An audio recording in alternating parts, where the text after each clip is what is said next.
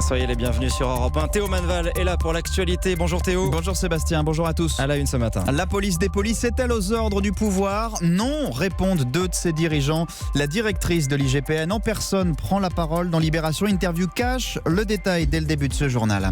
Il veut que les tueries s'arrêtent, mais ne dit pas un mot de la réglementation des armes à feu. Donald Trump, attaqué de toutes parts après 2 nouvelles fusillades aux États-Unis. Nous rejoindrons notre correspondant Benoît Clerc. Dans ce journal également, le chantier de Notre-Dame à l'arrêt. Mais pour combien de temps ? La rentrée des classes en plein mois d'août. Et oui, c'est à Berlin. Et puis les amateurs de pêche à pied qui s'en sont donnés à cœur joie ce week-end avec les grandes marées. Europe 1. Leur parole est rare, mais ce matin, ils veulent la faire entendre. La parole de l'IGPN en personne, Brigitte Julien, accompagnée du chef de l'unité qui coordonne les enquêtes à l'IGPN, ont décidé de défendre leur institution dans les colonnes du journal Libération. Nous n'avons jamais eu la volonté de blanchir qui que ce soit, martèle-t-il. Bonjour Salomé Legrand. Bonjour. Du service police-justice d'Europe 1. Interview sans concession après une semaine de critiques virulentes sur le contenu du rapport publié par leur service qui excluait tout lien direct entre la mort de Steve Canisso à Nantes et l'action des forces de l'ordre. Et ces patrons commencent par rappeler que c'est la première fois qu'un rapport de synthèse d'une telle enquête est rendu public. Et ils martèlent les limites d'une telle enquête administrative.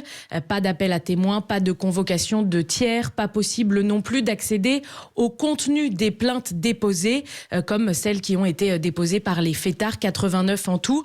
En revanche, ils bottent en touche sur le fait de n'avoir pas exploité les nombreux témoignages publiés dans la presse. Sur le fond, les 2 cadres de la police des polices expliquent qu'ils estiment que l'emploi de la force était légitime en réaction à des jets de projectiles.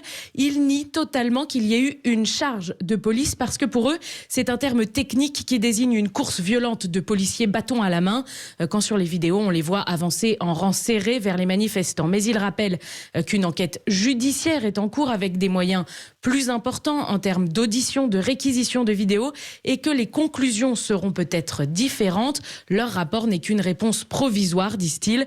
En attendant, à 2 reprises, ils pointent à peine entre les lignes la préfecture et son ordre d'aller faire éteindre la musique à 4h du matin. Merci beaucoup Salomé Legrand. À la une également ce matin, le recueillement à El Paso, au Texas. Des centaines de personnes réunies sur un terrain de baseball près du supermarché où un tireur a tué 20 personnes hier. 13 heures plus tard, une autre fusillade éclatait dans l'Ohio, faisant 9 victimes plus l'assaillant.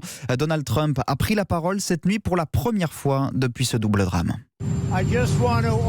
Je voudrais juste remercier les forces de l'ordre, à la fois d'El Paso et de Dayton.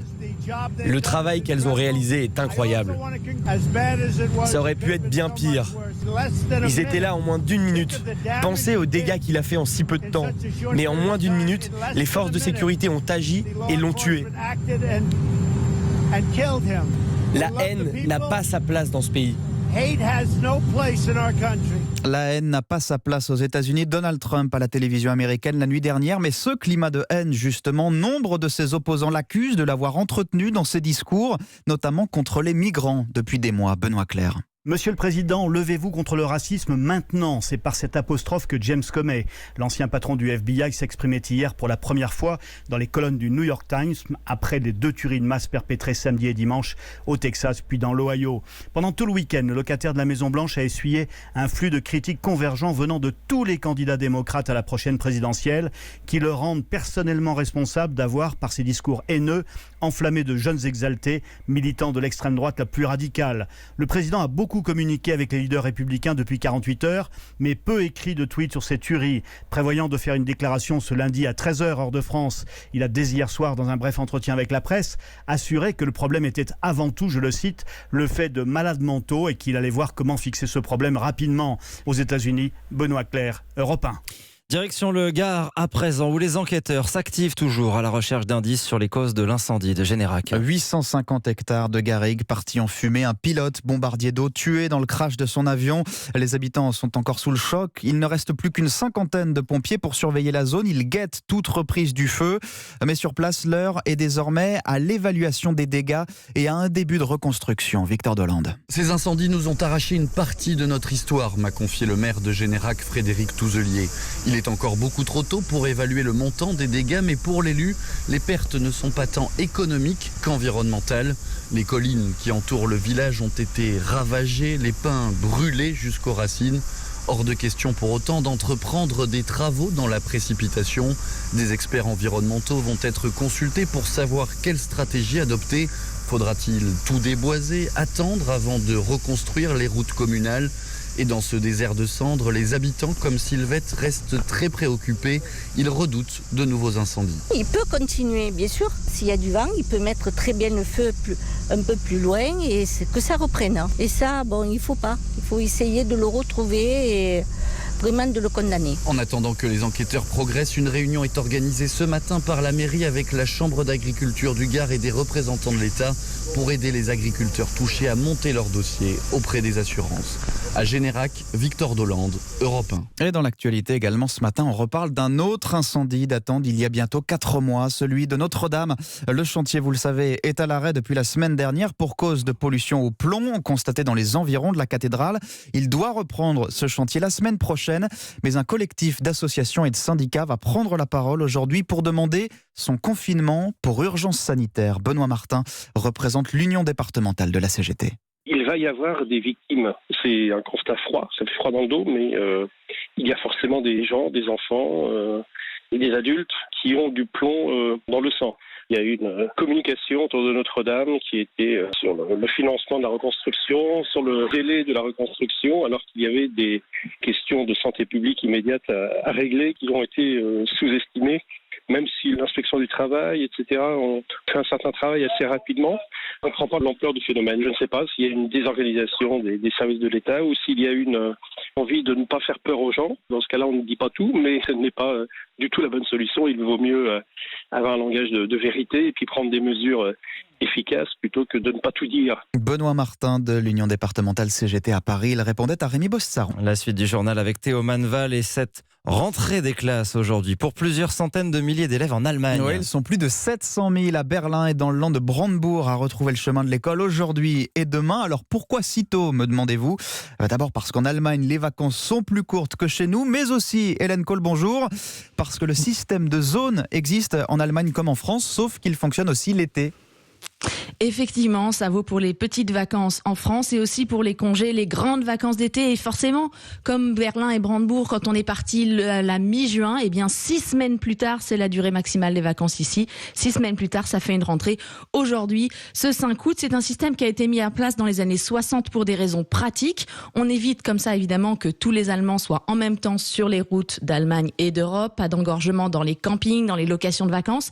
C'est un système qui a fait ses preuves et que personne ne remet en question ici, même si évidemment pour les premières régions qui rentrent, comme Berlin et Brandebourg cette année, tout début août, c'est clairement un mauvais moment à passer. Je ne vous cache pas que le moral des troupes est assez bas ce matin ici.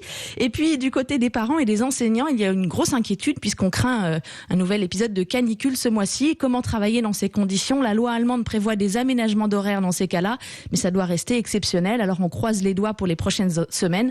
À noter quand même 2 bonnes nouvelles ici à Berlin. La gratuité des transports publics pour tous les élèves de Berlin et puis la cantine aussi gratuite pour tous. C'est une nouveauté qui commence donc aujourd'hui. Voilà, pas d'excuses pour louper la rentrée. Merci beaucoup Hélène Cole en direct de Berlin pour Europe 1. Situation extrêmement tendue à Hong Kong ce matin. Après un nouveau week-end de manifestations, les militants pro-démocratie ont paralysé le métro de la mégapole. Plus d'une centaine de vols sont aussi annulés à l'aéroport international. La dirigeante de l'exécutif local a pris la parole en conférence de presse. Elle accuse les manifestants anti-Pékin de vouloir, je cite, détruire Hong Kong. On parlait de la rentrée il y a quelques instants. Alors pour les écoliers français, c'est évidemment encore le bonheur des vacances et vous êtes peut-être au bord de l'Atlantique par exemple. Et si c'est le cas, vous avez certainement profité ce week-end des grandes marées qui font le plaisir des pêcheurs à pied. C'était notamment le cas à côté de Pornic où l'eau s'est retirée de longues heures découvrant coquillages et crustacés et le ramassage s'effectue parfois en famille. Yasmina Katou. Sous un ciel gris, le sable mouillé s'étend à perte de vue. Michel, équipé d'un panier en acier, est venu pêcher la palourde. Couteau à la main, le grand-père initie ses petits-enfants. Arwen, à 5 ans, est déjà un bon coup de râteau. Regarde, t'as un trou là. Il faut enfoncer là. D'accord. Oui, je la vois. Je la mets dans mon seau. À côté d'Arwen, Irine, sa grande sœur, seau jaune autour du bras, sans papy, la pêche est un peu plus compliquée. J'ai trouvé. Ah non, c'est un gros caillou. Ça ressemble, mais c'est pas ça. Pour l'instant, c'est Papy qui a que trouvé des palourdes. C'est dur d'en trouver. Creuser. Faut trouver des trous d'abord. S'il n'y a pas de trous, il n'y a pas de palourdes. Le grand-père tient à apprendre à ses petites filles une pêche responsable. On ramasse ce qu'on veut. Vis-à-vis de ce qu'on a envie de manger, il ne faut pas gaspiller non plus. Moi, on m'avait appris. Alors maintenant, il faut que je leur apprenne. Qu'ils puissent après apprendre leurs enfants plus tard. Ça, c'est super. Michel repart avec un panier plein de palourdes et Arwen a déjà décidé de leur sort. On va les manger. À Pornic, Yasmina Katou, Europe 1. Eh oui, on va les manger. Les palourdes. On termine avec du football et une dernière défaite en amical hier soir pour Marseille. Une défaite 1-0 face aux Italiens de Naples pour un match de gala au stade Vélodrome qui devait aussi fêter les 120 ans du club phocéen. Mais devant 50 000 spectateurs qui ont pourtant donné de la voix, l'OM n'a pas montré grand-chose, Jean-François Pérez. 50 000 spectateurs pour un match amical, certes prestigieux, face à l'une des meilleures équipes italiennes. Cet OM, au régime sec et privé d'Europe, peut encore compter sur la passion de ses supporters. Les 120 ans de l'histoire du club ont été dignement fêtés malgré la courte défaite, à l'image de la prestation de haut niveau du capitaine marseillais, Steve Mandanda. C'est dommage d'avoir perdu ce match-là parce qu'il y avait du monde déjà au stade. Je pense qu'on a produit quand même un jeu plutôt intéressant. Il y a eu pas mal de continuité, il y a eu de bonnes phases et si on montre cet état d'esprit, si on continue comme ça, on peut espérer de belles choses cette saison. Parmi les autres points positifs de la soirée, l'excellente entrée des jeunes du club, dont le très prometteur attaquant Isaac Liadji. Le tout sous les yeux de la recrue argentine Dario Benedetto, dont la signature définitive est attendue ce lundi. Le buteur de Boca Juniors ne sera pas de trop pour redonner sourire et confiance à une ville qui ne demande qu'à s'enflammer pour son équipe. Marseille, Jean-François Pérez, Europe 1. Et puis un dernier mot pour vous dire que du côté du grand rival parisien, le feuilleton Neymar n'est pas terminé. Barcelone semble refermer la porte ce matin à un transfert de son ancienne star. Il n'y a pas de dossier Neymar, dit le vice-président du FC Barcelone, Jordi Cardona, dans une interview à la télévision. Sa situation doit d'abord être réglée à Paris, mais pour l'heure, cette piste chez nous est écartée, dit-il. Voilà, pour le journal complet de 8h, signé Théo Manval, on vous retrouve tout à l'heure à 9h.